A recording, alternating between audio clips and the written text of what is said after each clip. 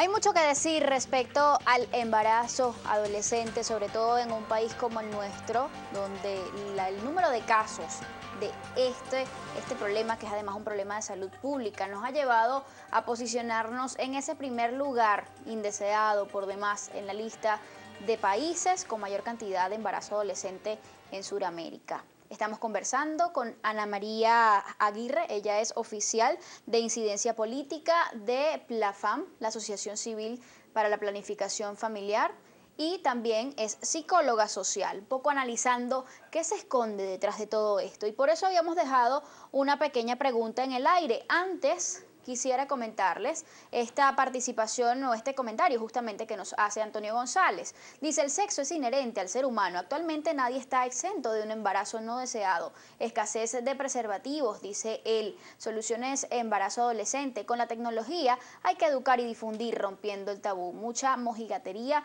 en el tema del sexo. Y leo esto porque la pregunta que dejábamos justamente un poco para responder ahora tenía que ver con si la información es realmente la causa principal del embarazo adolescente, al menos en nuestro país. Mire, hay una realidad, que hay muchísima información que los muchachos reciben desde que están muy pequeños. Es decir, el tema de la sexualidad lo vivimos todos los días. Es parte de nuestra vida, como estaban diciendo las personas que están participando. Obviarlo es absurdo, de hecho. Exactamente, porque la respuesta, digamos, no es un tema de hablar sobre esto, sino que también son costumbres, son comportamientos que están en la vida cotidiana y los muchachos van adquiriendo esos conocimientos, estén bien o estén mal. Entonces, yo tengo toda mi vida trabajando, o toda mi vida como, digamos, como niño o niña, viviendo con unos términos particulares que se relacionan a mi cuerpo, a los genitales, al uso de los preservativos, por decirte algo, las en pastillas. Cada región tiene su nombre. Exactamente, los condones hablarán de cada parte, de los genitales ni de hablar, eso es para morirse de la risa de todas las cosas, ¿verdad? Y bueno, no es que esté mal en sí mismo, sino que esa información que puede tener muchos mitos, falsas creencias, información errónea sobre el uso de métodos, por ejemplo, sobre las relaciones de pareja, que está transversalizado o, digamos, lo atraviesa todo ese componente de género, de qué es ser hombre y mujer, viene a competir con la información técnica científica, que cuando llegue esa información en quinto grado, sexto grado, con suerte, si no es que llego todavía a octavo grado, cuando realmente me dan esa información. ¿Y eso es muy tarde? Es realmente muy tarde.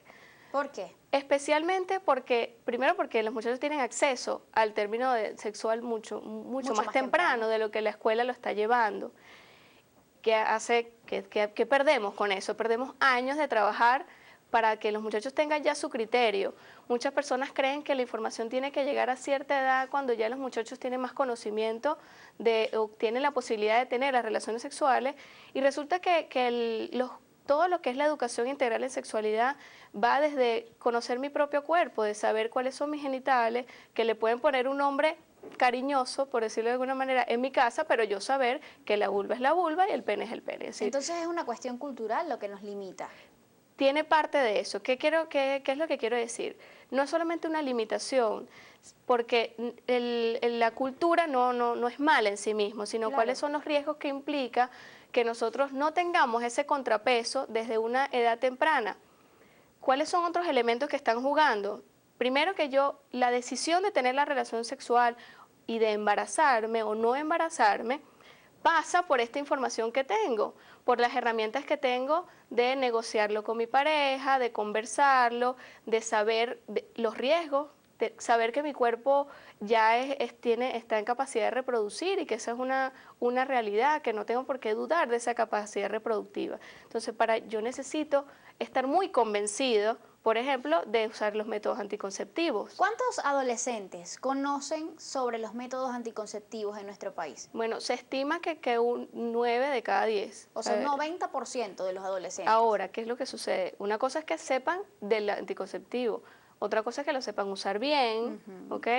Porque muchos de ellos también utilizan métodos anticonceptivos naturales que, si bien son una opción válida, digamos, también son menos efectivos. ¿Como por ejemplo? Bueno, todo lo que es el coito interrumpido no funciona apropiadamente.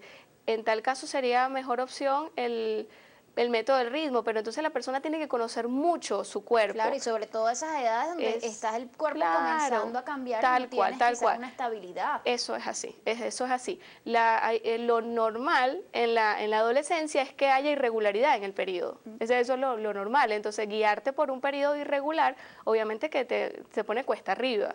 Entonces, realmente los métodos naturales no son recomendados, muchos adolescentes los utilizan por el tema de costos también. ¿Cuál es la razón, Ana María, de que muchos padres se horroricen cuando de repente llega el niño o la niña de 5, 6, 7 años y le pregunten, mamá, ¿cómo fue que tú me hiciste con mi papá? Por ejemplo, o quizás esa madre que entró al cuarto de repente al baño de su hijo comenzando su adolescencia y lo encontró pues explorando su cuerpo. ¿Por qué la gente se horroriza? Hay parte de esa creencia cultural de que el sexo es malo. Y resulta que eso es parte de la vida. O sea, tener placer, disfrutar de nuestro cuerpo, más allá de que sea solo o en pareja, tenemos que comenzar a reconocerlo como algo natural. ¿Es miedo, quizás, lo que se Tienen esconde detrás miedo, de eso? las personas. Tenemos un doble discurso. Fíjate que alguna persona por allí dijo que hay mucha mojigatería. Resulta que que es además muy peligroso, tenemos como un discurso muy hipócrita, porque tenemos dos extremos, en el que se habla de mucho disfrute, se ven los videos, se ven imágenes, los muchachos tienen acceso y lo ven en la calle, la gente se abraza, se besa, lo que ven en televisión, lo que ven en las relaciones en la comunidad. Eso se ve, que la gente disfruta del contacto con su cuerpo, pero por otro lado me dicen, no te veas, no te toques, no puedes tener relaciones sexuales. Entonces, si nosotros tenemos ese desequilibrio tan grande, obviamente que los muchachos dicen, bueno, yo prefiero arriesgarme y disfrutar así no tengan la información suficiente, porque al final la decisión se va a tomar. Y lo que los va a proteger a ellos es tener estas herramientas, una información confiable, una información que le llegue desde temprano, además de ese criterio propio, poder ellos evaluar si realmente lo desean, si realmente saber que es su derecho decir que no. Muchísimas adolescentes y muchísimos varones también dudan, no saben que su derecho es decir que no a la relación sexual y punto. ¿A qué edad específica suelen los adolescentes o las adolescentes embarazarse con mayor frecuencia? El grueso del embarazo en adolescente en nuestro país está alrededor de los 17, 18, 19 años. O sea, en esos 3 últimos años. Muchas niñas a veces o adolescentes que no han terminado ni siquiera su escolaridad. Sí, de hecho, en un estudio que hizo Fundanil para el IDENA, esto que te comentaba un poco, que es el Plan Nacional de Prevención del Embarazo Adolescente, esas investigaciones que se hicieron para crear un primer modelo de intervención, que podemos hablar un poco después sobre eso, parte de las estadísticas que se levantaron es que un asombroso 42% deseaba el embarazo. ¿Okay? Y eso llama mucho la atención, porque eso implica unos patrones de género, unas formas de ver la maternidad como la única opción. Las muchachas no ven en los estudios una opción viable, no les interesa estudiar, algunas, obviamente que estamos hablando de un porcentaje. Es decir, que buscan embarazarse para dejar los estudios. Algunas para dejar los estudios, pero un número muy importante es porque ni siquiera están estudiando. Es decir, el abandono en las escuelas, y esta es una cifra que me parece un análisis muy productivo.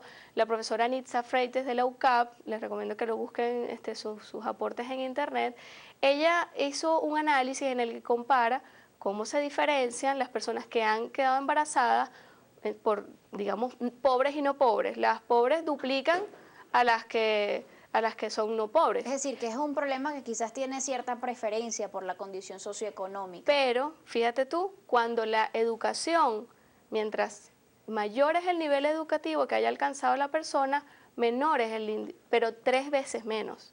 Es decir, que el término educativo, que tiene que ver con motivos de vida, propósito de vida y planificación, querer estudiar, todo eso está relacionado con esto. Claro, una persona, en este caso una mujer, una joven que tenga entonces un propósito de vida, un plan de vida. Eso las protege muchísimo, que vean en los estudios una posibilidad de desarrollarse y de dar mejor calidad de vida a los hijos que están Es por decir, venir. que la falta de opciones en la población juvenil en nuestro país está también llevando a un incremento de casos de embarazo adolescente. Absolutamente, absolutamente tiene que ver con esto, que los muchachos no ven oportunidades adicionales, que para un adolescente sea más factible ser mamá que cualquier otra profesión. Obviamente que, y no porque la mamá también es como una profesión porque hay Claro. que saber mucho. Es lo que te iba a preguntar, es algo digno de analizarse porque esto de ver lo más factible, ¿hasta qué punto es? ¿Qué porcentaje, por ejemplo, de estas madres adolescentes terminan siendo madres solteras? Eso es algo que muchas de ellas terminan siendo, el único apoyo que tienen es los familiares, cuando los tienen. Muchas de ellas son rechazadas por su familia, Así lo cual es. empeora la situación, porque al dejarlas solas, obviamente que están en mayor riesgo de tener un próximo embarazo, que es el otro asunto que la gente no ve. Muchas adolescentes tienen muchos más de uno, es decir, reinciden, ¿no? La mayoría tiene uno solo, pero muchas tienen dos Hay o muchachas que a tienen los 21 tres. años ya tienen 4 niños. Exactamente. Entonces, ese tema relacionado con los estudios y el acceso a servicios de salud, la posibilidad de acceder a los métodos anticonceptivos, por supuesto. Es decir, hay una diferencia entre la población que deseaba el bebé y la población que no estaba esperando ese embarazo. En general, se diferencia también, que eso aparece en esa investigación, ellos compararon la población de Miranda con el Zulia. Zulia, recordemos que tiene un importante número de personas, por ejemplo, de etnia indígena, ¿no? Tiene influencia indígena. Resulta que en el Zulia alcanzaba casi el 50% de las personas que deseaban el embarazo, versus, o contra un 50% que no lo deseaba. Y en el estado Miranda estamos hablando de un 35-33% versus un 67% que no lo deseaba. Entonces, podríamos hablar, y eso es parte del análisis que están trayendo a colación los profesionales que están trabajando en esto, que tiene que ver mucho con el acceso a servicios. Mientras más educación, mientras mejor sea la educación, que incentive a los muchachos a quedarse, que se vea en los estudios una posibilidad de crecer como persona, de darle mejor calidad de vida a mi familia, obviamente que los muchachos van a seguir estudiando y eso los protege de un embarazo. ¿Y cómo trata el sistema educativo, tanto público como privado, a las embarazadas, a las adolescentes embarazadas? Legalmente, las adolescentes tienen el derecho, están resguardados en artículos de la LOMNA, de continuar en los colegios, en los liceos, una vez que quedan embarazadas. Más allá de lo legal, lo humano.